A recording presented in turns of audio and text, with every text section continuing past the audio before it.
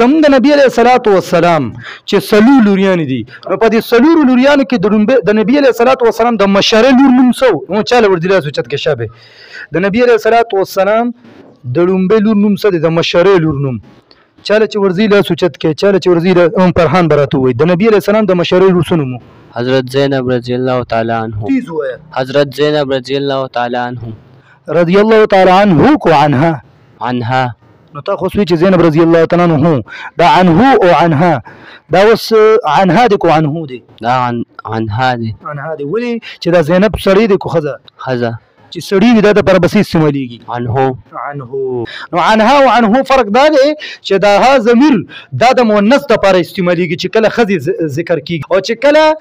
سړي ذکر کېږي میل چې ورته مذکر حضرات نو د دې لپاره بیا رضی الله تعالی عنه او عنها کې دا فرق شو مذکر او مؤنث لپاره به دا استعمالېږي